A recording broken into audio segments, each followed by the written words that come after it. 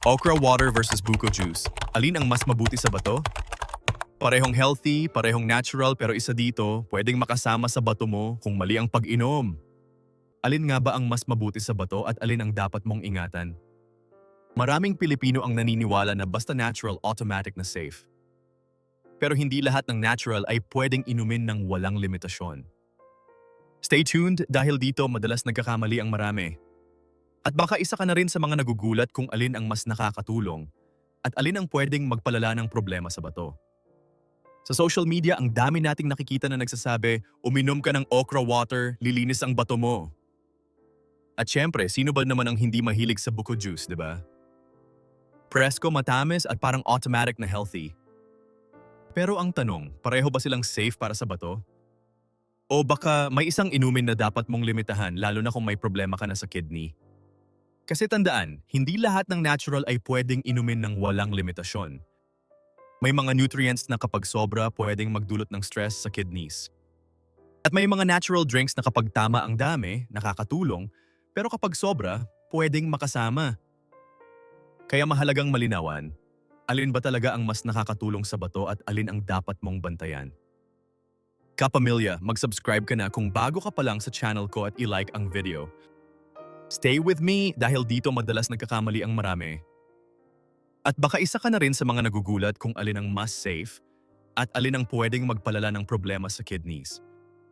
Ang totoo, hindi lahat ng healthy ay safe sa bato. Maraming natural drinks ang maganda sa katawan, pero kapag mali ang dami o timing, pwede ring makasama. At sa video na ipapaliwanag ko sa inyo, ano ang epekto ng okra water at bakit ito sikat sa social media. Ano ang epekto ng buko juice, lalo na kung mahilig ka dito gabi-gabi?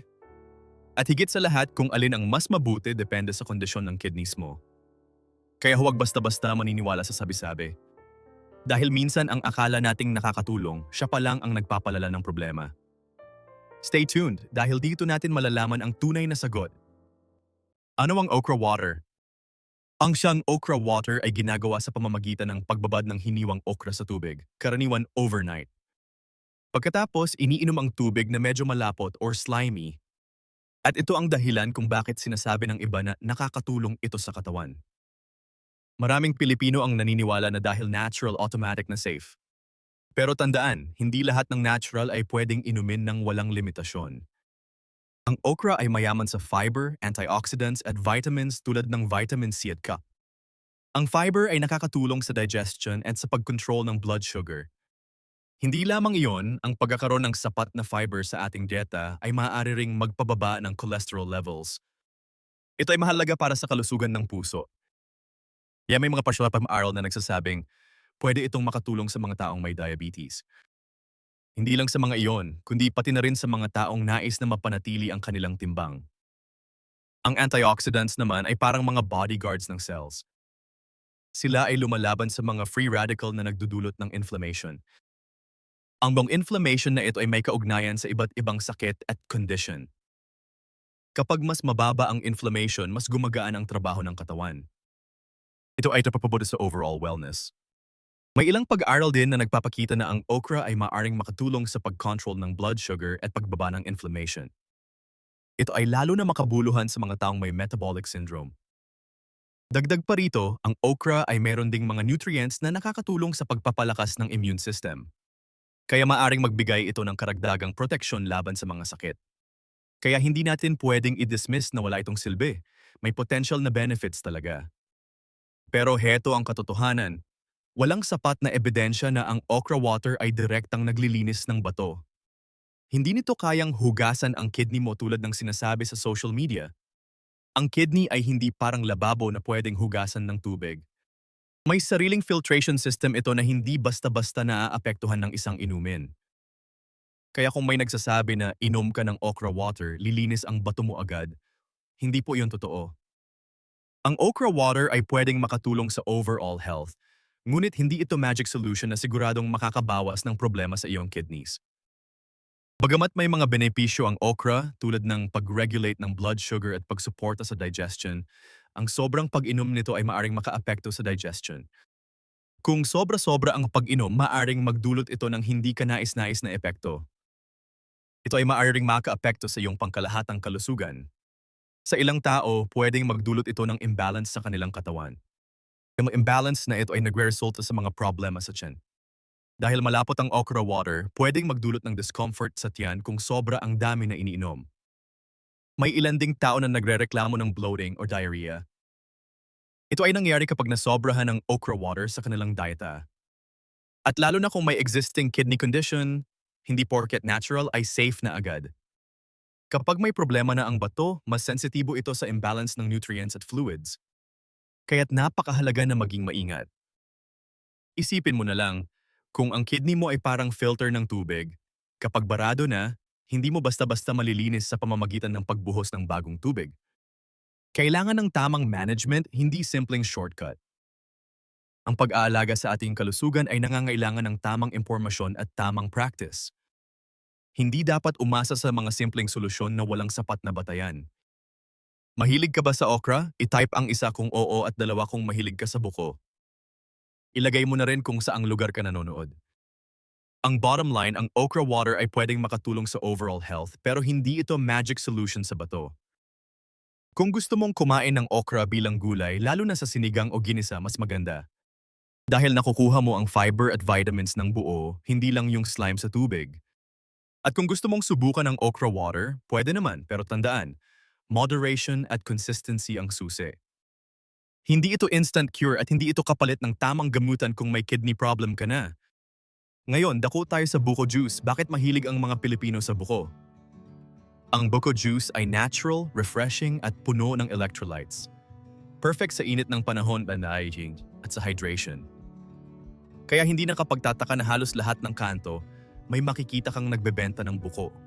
Presko, matamis, at parang automatic na healthy. Ang buko juice ay nagtataglay ng potassium, magnesium, at natural fluids. Ano ang ibig sabihin nito? Ang potassium ay mahalaga para sa muscle function at heart rhythm. Ito ay nagbibigay ng lakas sa bawat galaw ng ating katawan. Ang magnesium naman ay tumutulong sa nerve function at energy production. Mahalaga ito sa mga aktibidad na araw-araw nating kinakaharap.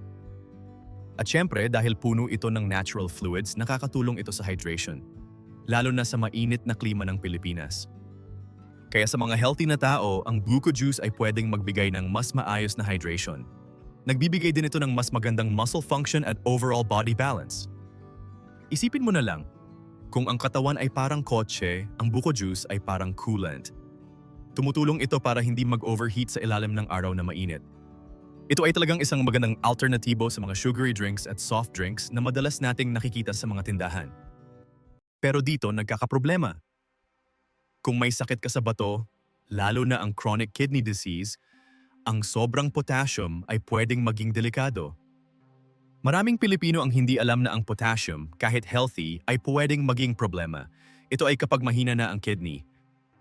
Kaya mahalagang maging maingat at kumonsulta sa mga doktor. Dapat itong gawin bago magdagdag ng buko juice sa kanilang diet, upang masiguro na nasa tamang level ng electrolytes ang kanilang katawan. Bakit delikado?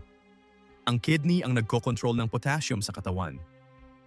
Kapag mahina na ang kidney, naiipon ang potassium at pwedeng makaapekto sa puso.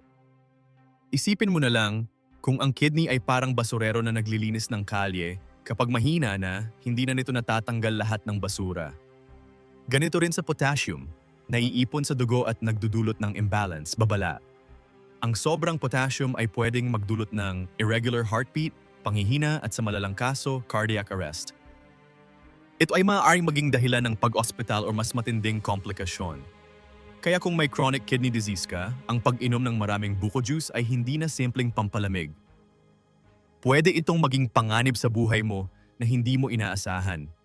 Maraming pasyente ang nagugulat dito, lalo na sa mga unang pagkakataon na malaman ang epekto nito. Akala nila dahil natural, safe ito at hindi nakakasama. Pero tandaan, ang kidney disease ay nangangailangan ng masusing control sa potassium intake at mga materyales na iyong iniinom. Kaya mahalagang kumonsulta sa iyong doktor bago gumawa ng anumang pagbabago sa iyong diet. Sa ganitong paraan, maiiwasan ang mga posibleng panganib at mapapanatili ang kalusugan. Mamaya sasabihin ko kung sino ang dapat umiwas sa buko. Huwag mong iskip. Ito ang dapat tandaan. Ang buko juice ay maganda para sa healthy na tao, pero dapat limitahan kung may kidney disease. Kung ikaw ay healthy, pwede mong gawing paminsan-minsan na pampalamig ang buko juice. Pero kung may problema ka na sa bato, kailangan mong mag-ingat. Mas mabuti na kumonsulta sa doktor bago gawing regular na inumin.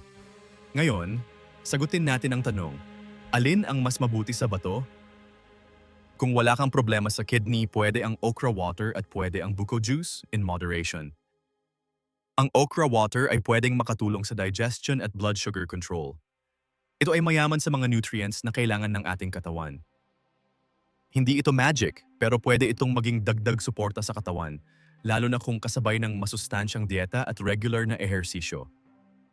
Ang buko juice naman ay refreshing at puno ng electrolytes.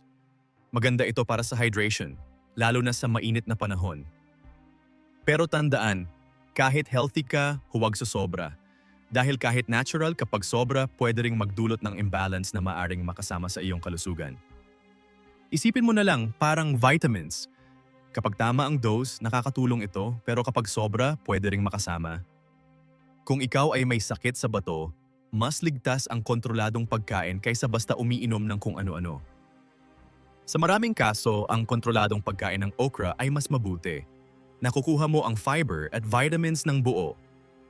Ang buko juice naman ay kailangang limitahan dahil sa potassium. Bakit? Dahil ang potassium ay pwedeng maipon sa dugo kapag mahina na ang kidney. Ang labis na pagkakaroon nito ay maaaring maging sanhi ng seryosong komplikasyon at kapag naipon, pwede itong makaapekto sa puso. Maaaring magdulot ito ng irregular heartbeat, panghihina o sa malalang kaso, cardiac arrest. Sa makatuwid, mahalaga ang tamang pag-iingat at konsultasyon sa eksperto upang masiguro ang kaligtasan ng iyong mga pinipiling inumin. Isipin mo na lang, kung ang kidney ay parang filter ng tubig, kapag barado na, hindi na nito natatanggal lahat ng dumi. Ganito rin sa potassium, naiipon at nagiging delikado. Hindi ito simpleng alin ang mas mabuti. Ang tamang sagot ay, depende sa kondisyon ng bato mo. Kung healthy ka, parehong pwede, basta tama ang dami. Kung may kidney disease ka, mas kailangan mo ang kontrol at gabay ng doktor. Kaya huwag basta maniniwala sa social media na inom ka lang ng ganito, gagaling ka na. Dahil ang tunay na sagot ay nakadepende sa kalagayan ng katawan mo. Ang okra water at buko juice ay parehong may benepisyo, parehong natural. Pero tandaan, ang okra water ay pwedeng dagdag suporta pero hindi magic cure. Ang buko juice ay pampalamig at pampahidrat pero delikado kung may kidney problem ka.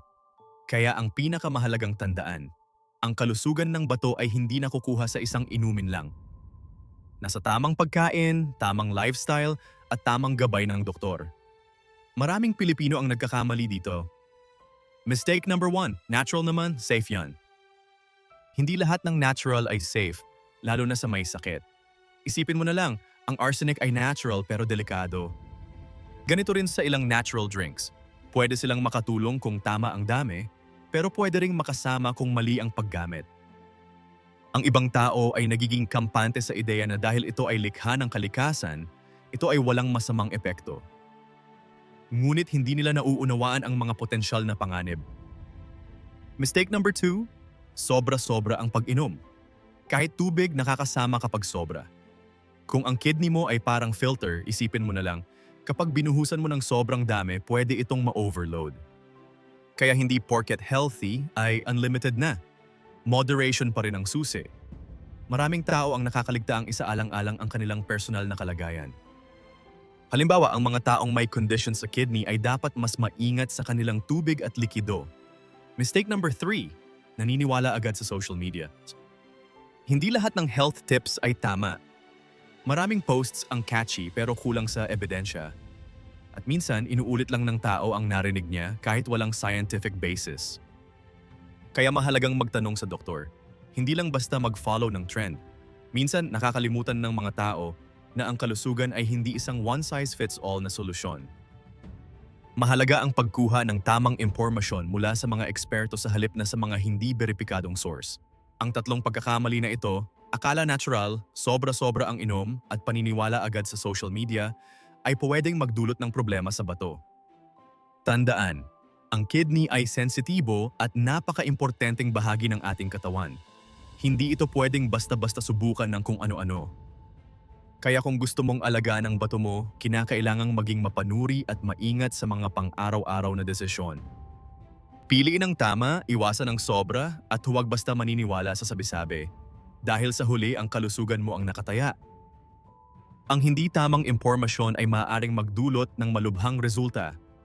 Kung may dapat kang tandaan sa video na ito yon, ang okra water ay hindi miracle cure. Maraming nagsasabi na lilinis ang bato mo.